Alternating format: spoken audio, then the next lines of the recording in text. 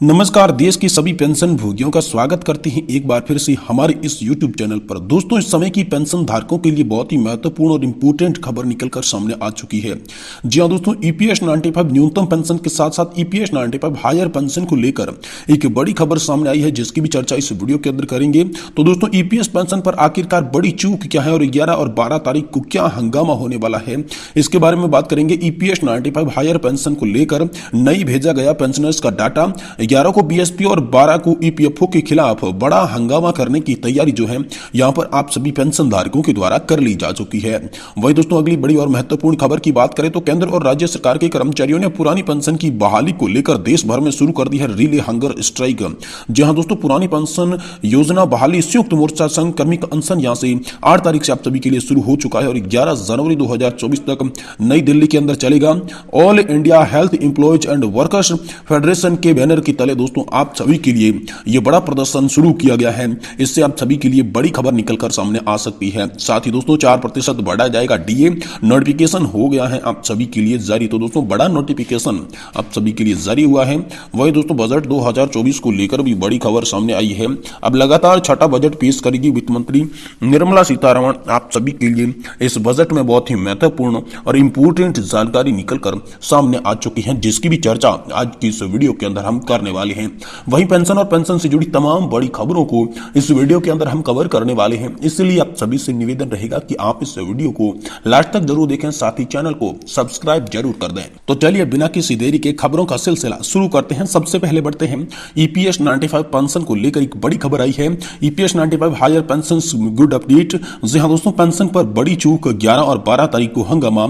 Steel authority of India limited के द्वारा बहुत ही बड़ी जानकारी आप सभी के लिए यहां पर साझा की गई है। EPS 90 हायर पेंशन पर नहीं भेजा गया पेंशनर्स का डाटा, 11 को BSP और 12 को EPFO के खिलाफ बड़ा हंगामों को लेकर बड़ी खबर आई है। जी हां दोस्तों, EPS 95 हायर पेंशन को लेकर अब गुस्सा भड़कता जा रहा है। EPFO के खिलाफ नाराजगी जाहिर की जा रही है। BSP retired employees welfare association Bhilai के बैनर के तले 11 जनवरी को BSP AIR डिपार्टमेंट के सामने प्रदर्शन किया जाएगा। इसके अगले ही दिन यानी कि 12 जनवरी को EPFO कार्यालय यानी कि रायपुर में प्रदर्शन किया जाएगा। जी हां दोस्तों, एसोसिएशन के उपाध्यक्ष शांत कुमार का कहना है कि BSP और EPFO की टॉलमेल से रवैये से लगता है कि हायर पेंशन में देरी हो रही है और लोग परेशान हो रहे हैं। हायर पेंशन के लिए पात्र कर्मचारियों की बेसिक एरियर पर जिनका डाटा स्पष्टीकरण भेजना था उनका डाटा नहीं भेजा गया है और जिनका डाटा यूं कहें तो 8 से 10 वर्षों से सेवानिवृत्त होने के बाद उनका डाटा भेज दिया गया था। लेकिन EPS 95 को लेकर 2001 तक जिन्होंने ज्वाइनिंग का उनका स्पष्टीकरण डाटा नहीं भेजा गया है। जो लोग वर्तमान में सेवानिवृत्त हो रहे हैं या होने वाले हैं उन लोगों को EPFO का डाटा रिमांड लेटर भेजा गया है। EPFO का कहना है कि प्रबंधन द्वारा जो हायर पेंशन के लिए पात्र कर्मचारियों का आवेदन और डाटा EPFO रायपुर को प्राप्त हुआ है, ऐसे करीब 17,000 आवेदन हैं। प्राप्त आवेदनों की जांच करने के लिए EPFO द्वारा डाटा प्रबंधन को स्पष्टीकरण भी यहां पर मांग लिया गया है। वहीं दोस्तों शांत कुमार का कहना है कि BSP प्रबंधन द्वारा जिनका डाटा स्पष्टीकरण भेजा गया है उन अभी तक नहीं भेज चुके हैं। ऐसे लोगों की बड़ी संख्या है। BSP प्रबंधक कहता है कि यहां पर 9,284 लोगों का डाटा भेज दिया है, लेकिन वह तो 2001 के बाद ज्वाइन किए हुए लोग हैं।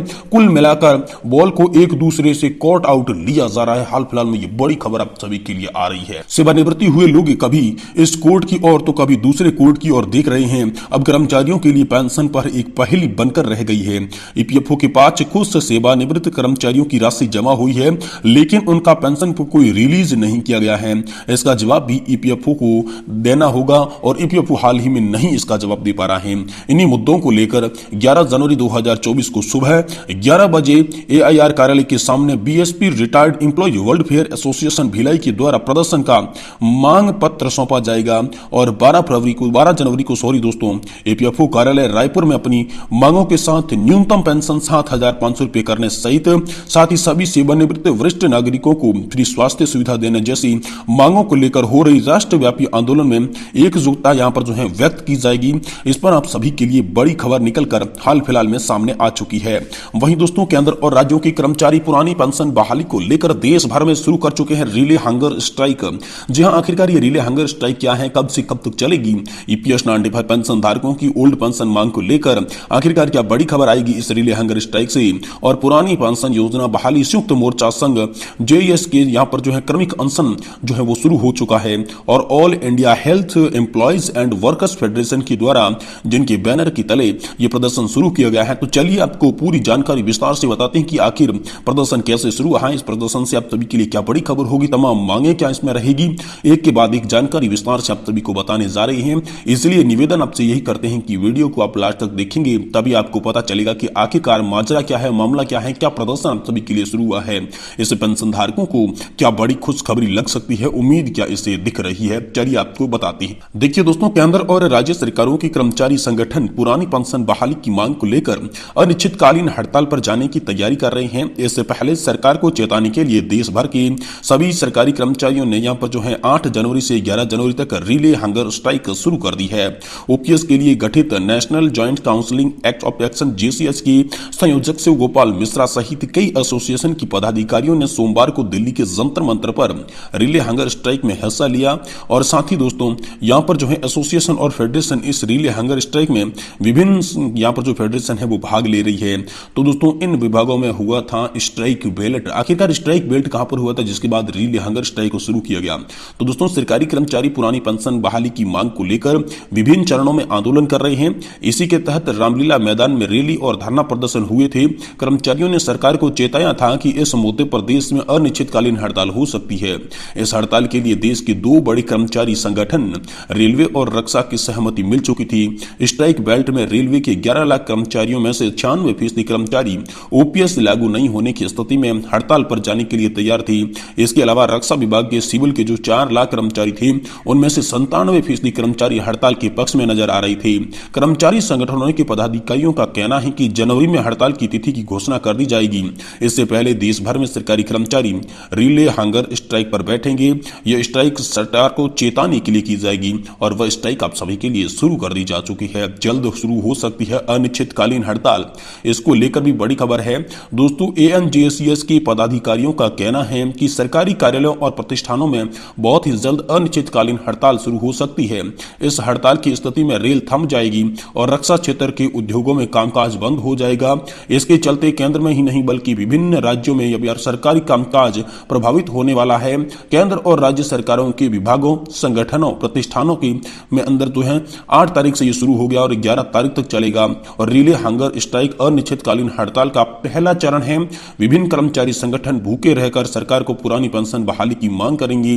रिले हंगर स्ट्राइक में एक निर्धारित अवधि के बाद कर्मचारियों की दूसरी टोली भूख हड़ताल पर पहुंच जाएगी। कर्मचारी संगठनों की मांग है कि गारंटीकृत पुरानी पेंशन की बहाली की जाए। केंद्र सरकार ने इस बाबत कमेटी का गठन किया है, हालांकि उसमें ओपीएस का कहीं भी जिक्र नहीं है। कमेटी केवल एनपीएस में सुधार के लिए अपनी रिपोर्ट देगी। पहले संसद सत्र में भी लोकसभा सदस्य नव कुमार सरगनिया, दीपक बैज और कृपाल बालाजी तुमानी द्वारा पूछे गए सवालों के जवाब में वित्त राज्य मंत्री पंकज चौधरी ने बताया था कि ओपीएस बहाली के लिए केंद्र सरकार के पास हाल फिलहाल में ऐसा कोई भी प्रस्ताव लंबित और विचाराधीन नहीं है। वहीं दोस्तों हम सभी के लिए शिव गोपाल मिश्रा के मुताबिक ओपीएस पर केंद्र सरकार और सरकारें जो राज्य सरकारें हैं वो लगातार कर्मचारी जो है उनकी आवाज बुलंद कर रही है। कर्मचारी संगठनों ने रामलीला मैदान में रैली की, सरकार के समक्ष प्लेटफॉर्म के माध्यम से ओपीएस की मांग उठाई। हमने सरकार को स्पष्ट तौर पर बता दिया है कि कर्मचारियों को ओपीएस के अलावा कुछ भी मंजूर नहीं है। सरकार को एनपीएस खत्म करना होगा और गारंटीकृत पुरानी पेंशन योजना बहाली करनी पड़ेगी। ओपीएस एक गैर राजनीतिक मुद्दा है। केंद्र और राज्य सरकारी कर्मचारी चाहे जिस भी दल के हो, हमारा आंदोलन जारी रहेगा। रेलवे के 11 लाख कर्मचारियों में से 96% अनिश्चितकालीन हड़ताल के पक्ष में है। ज्वाइंट फॉर्म में केंद्रीय संगठनों के अलावा राज्यों की 36 संगठन जो हैं वो यहाँ पर शामिल है।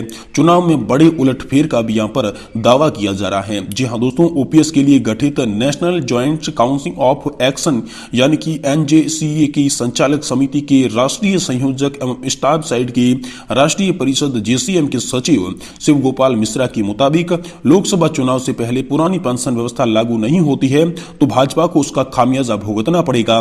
कर्मचारी, पेंशनरों और उनके रिश्तेदारों को मिलाकर ये संख्या 10 करोड़ के पार चली जाती है और चुनाव में बड़ा उलटफेर करने के लिए ये संख्या निर्णायक साबित होगी।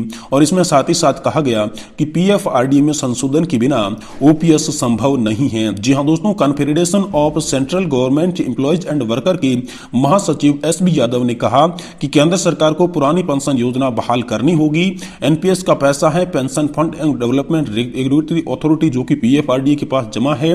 नई पेंशन योजना एनपीएस के अंतर्गत केंद्रीय मद में जहां पर यह पैसा नहीं दिया जा सकता, वह केवल उन कर्मचारियों के पास जाएगा जिसने इसका योगदान किया है। तो ओपीएस लागू करने से पहले पीएफआरडीए में संशोधन करना पड़ेगा।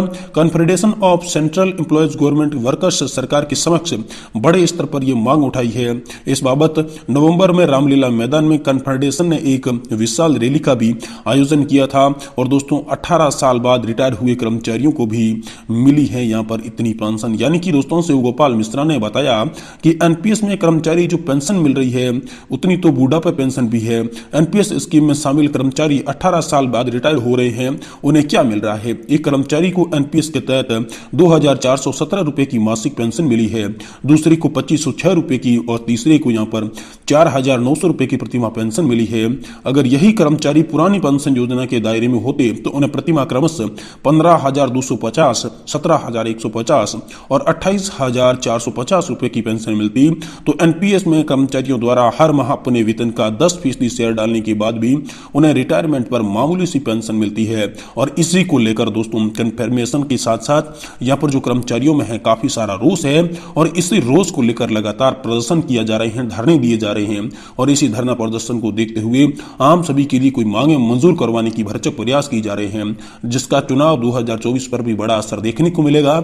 जहां पर यहाँ पर जो है 10 करोड़ लोगों का यहाँ पर संख्या बताई जा रही है और 10 करोड़ लोग देश की राजनीति में वोटों का एक अहम महत्व रखते हैं। और इसी के साथ जो कर्मचारी संगठन है वो आगे बढ़ रहे हैं और अपनी मांगों को मंजूर करवाने के लिए ये सुनहरा मौका 2024 का लोकसभा चुनाव खोना नहीं चाहती, इसलिए सभी एकजुट हो रहे हैं और अपनी मांगों को सरकार के सामने रख रहे हैं। दोस्तों इसके बारे में आपकी क्या राय है हमें कमेंट बॉक्स में कमेंट करके जरूर बताएं। और पेंशन से जुड़ी तमाम वीडियो को देखने के लिए आप हमारे चैनल को सब्सक्राइब करें, साथ ही बेल आइकन को ऑल पे जरूर सेलेक्ट करें ताकि नई नई वीडियो आपको सबसे पहले सही सटीक और तथ्यों पर आधारित देखने को मिल सके।